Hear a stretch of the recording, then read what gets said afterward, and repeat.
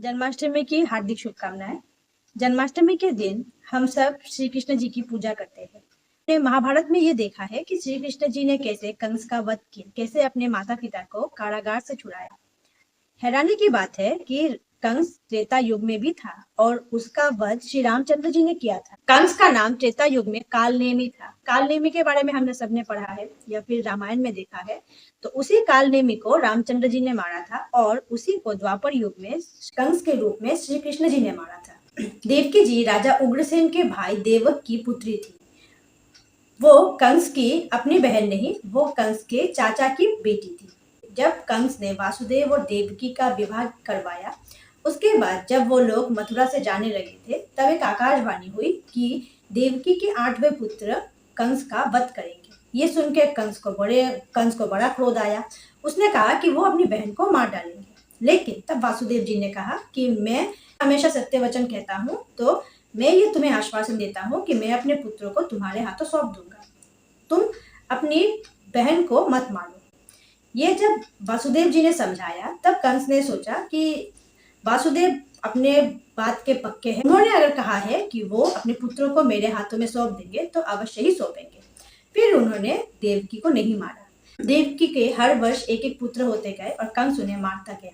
हम जब छोटी छोटी सेक्रीफाइसेस करते हैं अपने बच्चों के लिए, तब हम अपने आप को बहुत बड़ा समझते हैं। लेकिन एक बार माता देवकी के बारे में सोच के देखिए। उन्होंने एक एक करके अपने 6 पुत्र को खो दिया, लेकिन उन्होंने अपना कर्तव्य नहीं छोड़ा। उनका कर्तव्य था कि वो 8वें पुत्र तक वो धैर्य धारण करे और 8वें पुत्र को जन्म दे, क्योंकि ये 8वां पुत्र ही अपने समाज को और अपने लोगों को मुक्त कराएगा कंस के अत्याचार से।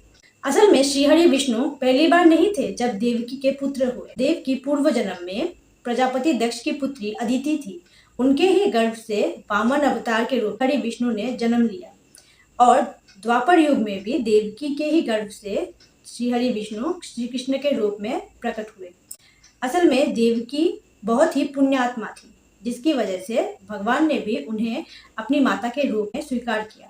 मैं सिर्फ इतना सोचती हूँ कि जहाँ पर हम अपने छोटे छोटे चीज़ों को लेके इतना परेशान हो जाते हैं कि बच्चे की वजह से हमने इतना सब कुछ सेक्रीफाइस कर दिया, मैं माता देवकी के बारे में सोच के हैरान हो जाती हूँ कि कैसे एक माँ ने पहले तो अपने बच्चे को जन्म दिया, वो पीड़ा सही, उसके बाद उस बच्चे को खुद अपने आंखों के सामने मरते देखा, वो पीड़ा सही, फिर भी अपना कर्तव्य नहीं छोड़ा। अब आते हैं बलराम जी के ऊपर।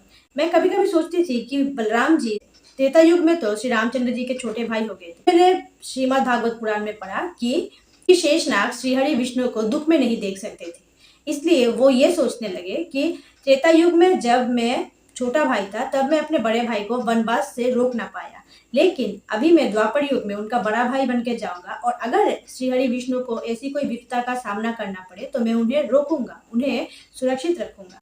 इसलिए बलराम जी द्वापर युग में श्री कृष्ण जी के बड़े भाई हुए।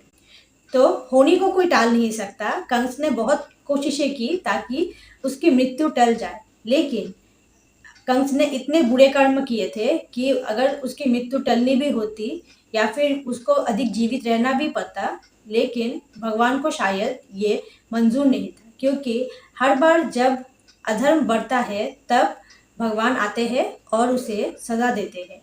ये जन्माष्टमी की कहानी या फिर ये जन्माष्टमी का उत्सव हमें उसी बात को याद दिलाता है। जो हमारा काम है अच्छे मनोभाव रखना और अच्छे काम करना, यही हमें करना चाहिए और भगवान पर आस्था रखनी चाहिए।